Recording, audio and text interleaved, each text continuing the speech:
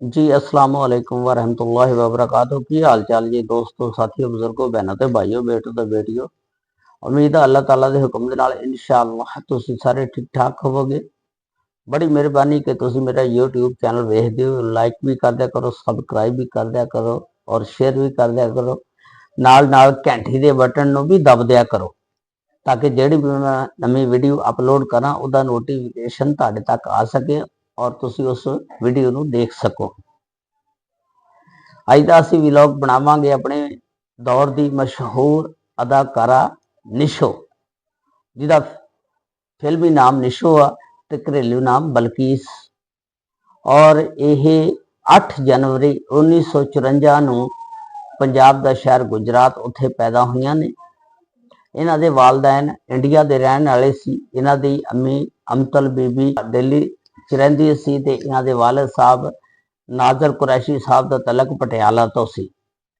ते पाकिस्तान बनने तो बाद यह इन्हां दा खानदान पंजाब के शहर गुजरात दे विच आके आबाद हो गया ते अदाकारा निशो दी इत्थे ही पैदाइश हुई। अदाकारा निशो साहिबा दी अम्मी ते जान रैंबो अफजल खान उन्हां दी सੱਸ आ ते निशो दी एक लड़की फरदौस बेगम दे बच्चे नूं भी विआही हुई आ। अदाकारा निशो ने इब्तदाई तलीम अपने शहर गुजरात दे विच हासिल की ते उत्थे जदों ये पढ़दी हुंदी सी ते इब्तदाई दिनां दे विच ही इन्हें उत्थे ड्रामिਆਂ दे विच हिस्सा लेना शुरू करता। स्टेज ड्रामे जिहड़े होने उन्हां दे बढ़ चढ़ के हिस्सा लैंदियां रहियां ते उत्थे इन्हां दी 9वीं क्लास की एक टीचर रज़िया बुखारी इन्हां दी खुदादाद सलाहियतां देख के बहुत ज़्यादा मुतासर हुई ते उन्हें इनू परवान चढ़ाने वास्ते उहदी बड़ी मदद की ते इन्हां दे वालदैन की ख्वाहिश यही सी कि साडी लड़की फिल्मां दे विच काम करे और बहुत बड़ी हीरोइन बने। ते इन्हां दे वालदैन अमतल ते वालिद नाजर कुरैशी इन्हां अपनी फैमिली नूं लैके लाहौर शिफ्ट हो जाते हैं। उस वेले इन्हां दी फैमिली दे विच एक इन्हां दा निशो दा छोटा भाई खालिद आ ते एक छोटी भैन शादा सी ते ये तिन्हां नूं लैके ते इन्हां दी फैमिली लाहौर शिफ्ट हो जाती है। लाहौर दे विच आके नाजर कुरैशी साहब फिल्म स्टूडियो के चक्कर लगाने शुरू कर लेंदे ने।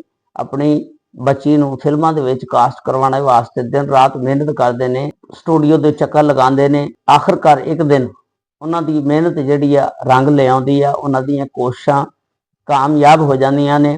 वो अपनी बच्ची नूं फिल्मां दे विच कास्ट करवाने वास्ते कामयाब हो जाते हैं। आखिरकार 3 अप्रैल 1970 ਦੇ ਵਿੱਚ ਹਦਾਇਤਕਾਰ ਇਕਬਾਲ ਸ਼ਹਿਜ਼ਾਦ ਸਾਹਿਬ ਫਿਲਮ ਬਣਾਉਂਦੇ ਨੇ ਬਾਜ਼ੀ। ਉਹਦੇ ਵਿੱਚ ਇਹਨਾਂ ਨੂੰ ਹੀਰੋਇਨ ਕਾਸਟ ਕਰ ਲਿੱਤਾ ਜਾਂਦਾ। ਇਸ ਫਿਲਮ ਦੇ ਵਿੱਚ ਮੁਹੰਮਦ ਅਲੀ ਤੇ ਨਦੀਮ ਵੀ ਹੁੰਦੇ ਆ ਤੇ ਫਿਰ ਉਸ ਤੋਂ ਬਾਅਦ ਇੱਕ ਫਿਲਮ 14 ਜੂਨ 1974 ਨੂੰ ਹਦਾਇਤਕਾਰ ਇਕਬਾਲ ਅਖਤਰ ਫਿਲਮ ਬਣਾਉਂਦੇ ਨੇ ਪਰਦਾ ਨਾ ਉਠਾਓ और वो फिल्म भी फिर बड़ी हिट हुंदी आ ते इस तरह ये फिर फिल्म इंडस्ट्री दे विच अपने पैर जमा लैंदी आ ते फिर अपने कामयाबी दे झंडे गढ़दी आ ते इस तरह फिर ये अगे वधदी रहिंदी आ। फिर 23 फरवरी 1973 नूं हदायतकार इकबाल अख्तर फिल्म बनाते ने नादान ते वो बड़ी हिट हुंदी आ, बाक्स ऑफिस दे उत्ते हिट हो जाती आ ते और फिर इहने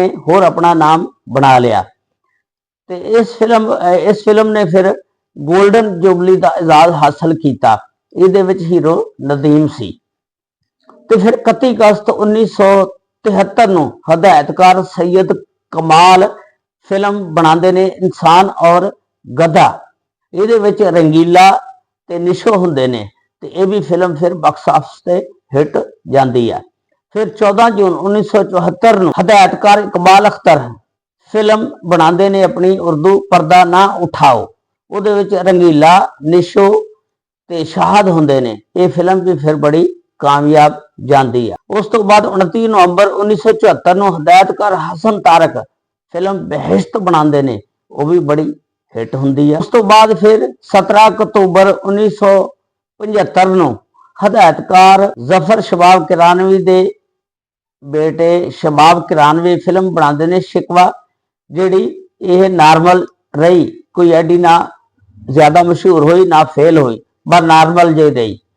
उस तो बाद 7 अक्तूबर 1975 ਨੂੰ एक सूरत और सीरत उर्दू फिल्म बनती है, जिहड़ी ईद उल फितर वाले दिन रिलीज होंदी है। ये फिल्म भी बड़ी अच्छी कामयाब गई और हिट हुई।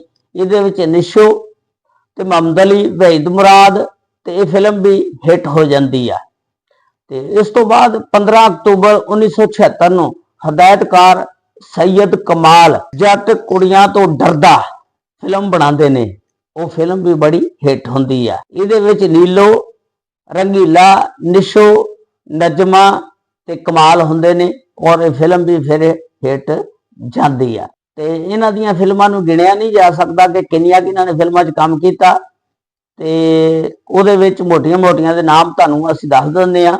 उहदे विच सेहरे के फूल, जाल, आर पार, फर्ज, मुलाकात, दुल्हन, रानी, गुमराह, नीलाम, अथरा, बिखरे मोती, रोशनी, मुआशरा, प्रोफेसर, एक परवीन, नेकी बदी, तेहवान, सोसाइटी गर्ल, जुबैदा, रास्ते का पत्थर, धड़कन, बदतमीज, आमना सामना, दिल के दाग ते आदमी।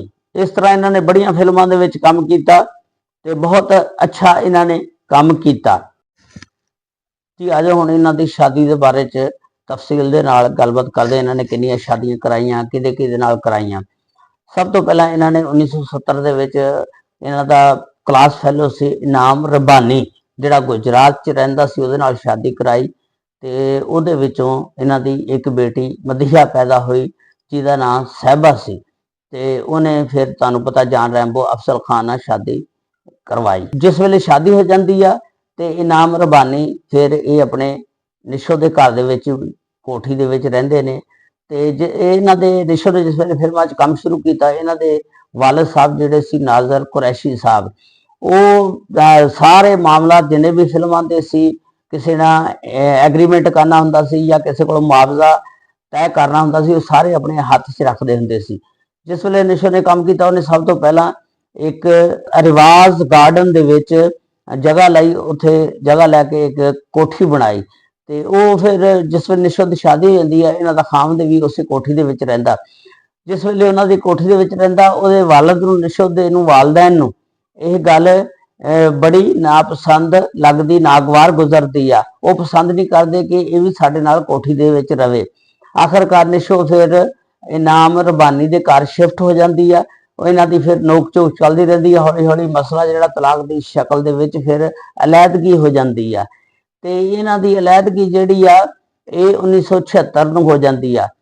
तो फिर जिस वेले अलैदगी हो जाती है तो निशो बड़ी परेशान रहंदियां ने, इहनूं किसी मदद की जरूरत होंदी है। उस वेले तसलीम फाजली साहब जिहड़े ने वो इन्हां दी मदद करते हैं, इन्हां नूं हौसला देंदे ने। हौली हौली फिर ये इन्ने नज़दीक हो गए कि इन्हां दी शादी 1978 दे विच हो जाती है तसलीम फाजली साहब दे नाल। तसलीम फाजली दे विचों एक फिर इन्हां दी लड़की एक वर्ष बाद पैदा होंदी, ऐशा। शादी तो बाद कराची शिफ्ट हो जाते हैं। उत्थे जाके फिर तसलीम फाजली साहब के जिहड़े वालदैन ने वो भी इन्हां नोक झोक करी रखते हैं, उन्होंने पसंद नहीं करते निशो नूं, ते लड़ाई झगड़े चलते रहंदे ने। ते आखिरकार फिर तसलीम फाजली जिहड़े ने 17 अगस्त 1982 ਨੂੰ फौत हो जाते हैं।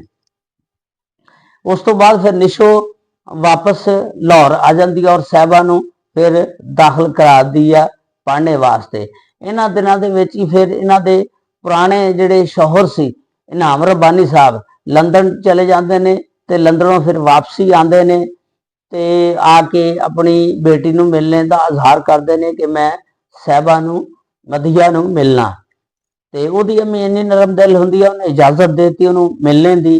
ते इनाम रब्बानी साहब जिस वेले उन्होंने मिलन आते हैं, आके फिर अपनी बेटी दे नाल अपनी खतावां दीयां माफियां मंगते हैं, रोंदे ने। ते निशो का भी दिल नरम सी ते मोम दिल हो जांदियां। उन्होंने फिर मुहब्बत जिहड़ी सी वो उन्हां दी जोर मारदी है, तो उन्होंने फिर शादी दोबारा इनाम रब्बानी नाल करा लई। ते इनाम रब्बानी ने जिस वेले शादी कराई, ये भी फिर शादी कुछ ਅਰਸਾ ਨਹੀਂ ਚੱਲੀ, ਉਸ ਤੋਂ ਬਾਅਦ ਫਿਰ ਇਹ ਤਲਾਕ ਦੀ ਸ਼ਕਲ ਦੇ ਵਿੱਚ ਅਲੱਗਾ ਹੋ ਜਾਂਦੇ ਨੇ।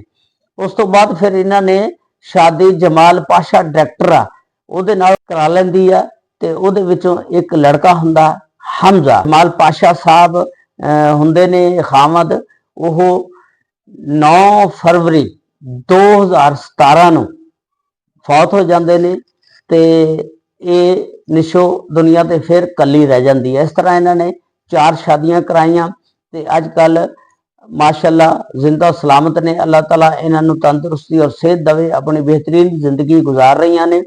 इन्हों की जिहड़ी बेटी आयशा सी उहदी इन्होंने शादी फरदौस बेगम दे बच्चे ना कराई, ते साहिबा की शादी जान रैंबो ना कराई।